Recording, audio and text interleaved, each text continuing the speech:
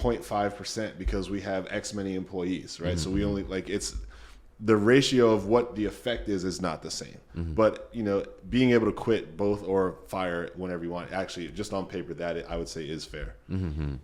And so I think a lot of it's just I think employers at this point are finally not ignoring it as much. I feel like it's being brought up more and more, with Riot being in the headlines every 2 weeks or so, and Bernie Sanders calling out labor unionization. And if anything, this will start the trend with politicians trying to kind of jump on that, because now they're trying to get the young votes and all that. It's like, Fortnite, how do we fit There's Fortnite? Gonna be a lot of politicians wearing their Halo 4 t-shirts. It's all like, of a hey, sudden. my kid loves Fortnite. I play it with all the time. Look at this dance, right?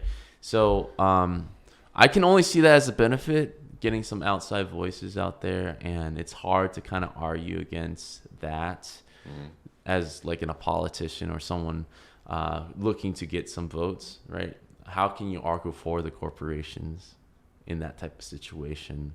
And instantly you have this huge demographic finally paying attention to what you're saying, because now you're games. What about games? Oh, you feel this way? Yeah, that sounds about fair.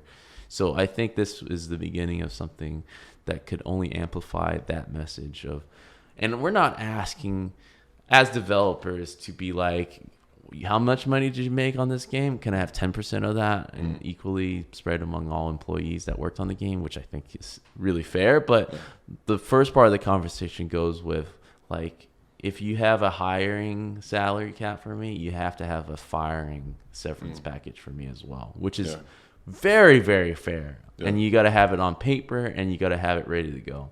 Because just by having that kind of tangent savings account for firing will give them a clear number indication of, like, if we fire 5 people, that's about point something $1 million or something. Then we have to, or 5 top level. 5 top levels. They love stat sheets, they love Excel sheets, make it easier on themselves. But I think that's very fair. It's like, hey, if you want to fire me, fine. Then I at least can expect 3 to 6 months worth of severances. Yeah, I think when I look at our situation overall, and I don't know where to put blame, but I do know where problems are. Yeah. And one of the problems that I keep continuously being vocal on is, like, a lot of publicly traded companies go through these types of things where the focus is profit at all costs, growth at all costs. And the risk, though, is like each year you have a company that's taking a chance on doing what they can to make profits grow.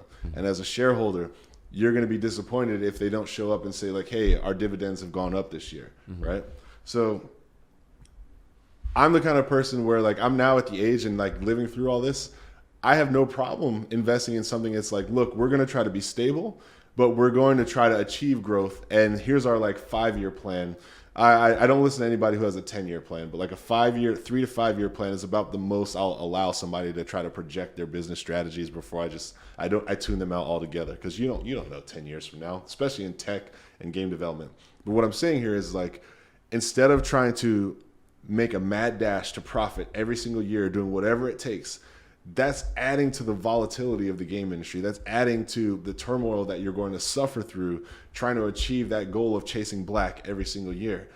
If you go for sustainability and tell me, like, hey, Larry, I'll make sure that if you invest in us, we will be here 10 years from now. We'll be here 20 years from now, because we are bringing in key talent. We're keeping key talent happy. We're making great products. We're nurturing our community. We're investing in our growth in a smart way. And we're not going to just cut whatever. Basically, there's a certain point in time where you run out of fat to trim, so then you start trimming muscle. You start trimming muscle, you are deteriorating your company. Yeah. And I think that's a great point right there. Yeah. Like, we worked at Activision before. Activision, out of all the layoffs this past year, was the biggest one, aside from maybe Telltale, because that was the most impactful. But Activision laid off 800 people. But soon after doing that in their quarterly earnings call, they recognized the fact that this can have a long-term effect, and we'll deal with it later type of attitude. It's like, let's get through this 3 months, get the profits, and then we'll deal the long-term effect. And what has happened the last year? Like, Blizzard is... You're going to hear that same thing on the next earnings call. Sure. Like, hey, look, this is still... But let's analyze what's happening. Between us, a lot of Blizzard employees, right? Leaving unsatisfied, scared of what the Activision apocalypse hammer down type of approach is. Blizzard themselves as a culture is, I feel, slowly diminishing, where they ship until they're ready. That's completely gone. They axe all their lower performing franchises. Heroes of the Storm was one. WoW, they're like games. Downsizing that a bit. The WoW team is smaller, sure. The Overwatch team is, yes, more inflated, but now they're concentrating more on Overwatch 2, or what's the next step of Overwatch. The esports league, they hired this guy from ESPN or something like that actually handles sports, and a lot of people are unsatisfied with that. Really high departures over at Blizzard, who were like the heads and been there for like 10 plus years, spearheading the esports initiative. They're gone.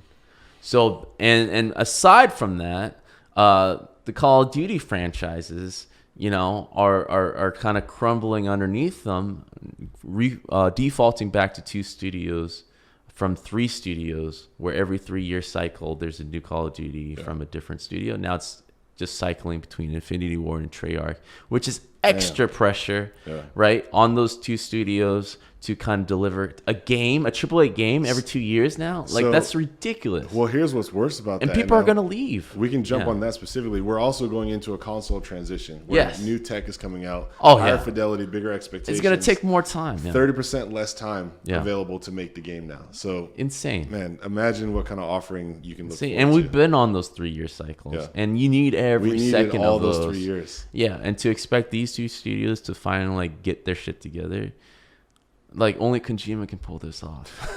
Right?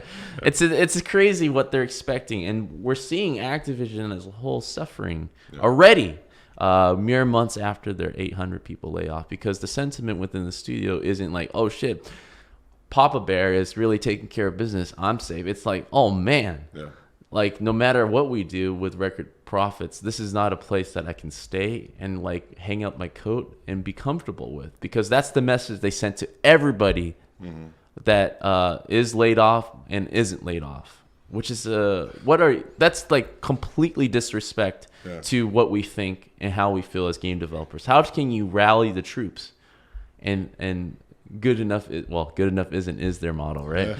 And obviously it means way differently than now. As we talk about these things, like you have 2 halves of your brain. Half of my brain goes into thinking, where the hell did we get off track? Like, there was a point in time where everything was about sustainability and growth at the same time, right? Like when my dad was a kid, he was part of that generation of work 35 years at the plant, get your gold watch, your turkey, and this great severance package when you leave. Yeah, that's gone. That's gone. And I'm trying to figure out, to be fair, it's all industries that's happening, but at a fast rate. Game industry is like 3 years at a company maximum, right? But you're trying to figure out like where exactly we are. It's like clearly there was just a mindset switch that just not just companies, individuals, everyone has gone into some sort of like a get rich quick mentality. We don't buy stocks to hold on to for 20, 30 years because we're happy that we're going to see dividends every month. That's probably like the lowest popular strategy. You know what the big strategies are? Day trading, short term, buy because I know it's going to go up, then dump. I have no care or concern or relation to these companies other than I want to see them grow. So I'm going to listen to the earnings call, and I'm going to use my votes to vote for the thing that I think is going to lead to profit sooner, faster, so I can get mine next and 2 then months, dump. get my vacation home. And so that trickles down into, we know that our shareholders are here just for profit. So in order to have our stock value, I'm always looking where our personal, my 401k is, a lot of it is tied to like my 3% Activision stock in my bank or in my trading account right now. Like, as in, like, because I'm a top C-level exec. I have a huge amount of stock in this company. So I'm going to lose hundreds of millions of dollars if people start dumping our stock. So you know what I'm going to do? I'm going to focus on getting our company more profit, more growth at any cost. I just don't understand. Well, it trickles down to the employees. It hurts. At the beginning of my career, I always looked at like, I'm looking to stay here, looking around, getting used to the area around me, and really pitching my tent and looking for long-term value, right? Yeah. Near my end of my career, I'm still working on games, obviously, but like officially working for companies, I was looking at day one, how long can I be here until I have to look? And I'm always constantly looking at what's out there, any new job opportunities. So that's my mind frame completely switched, because I know how these bigger corporation companies work. They work the same way, which trains me. I have to think the same way. You know, how can I be okay in the immediate future? Like, everything here is nothing is expendable. past this game at best. And lately it's like, are we going to even finish the game? And am I going to be here by the end of the game? It's not like I'll work on this game and then leave. It's like, is it going to survive its whole cycle without any delays? If I start seeing signs of trouble, is that 8 months in, 9 months in? So I'm constantly stressed at work, thinking about these issues, because these are the problems that Papa Bear is telling us. Like, this is the reality. Get used to it, because you have no power, right? Man, it should be different.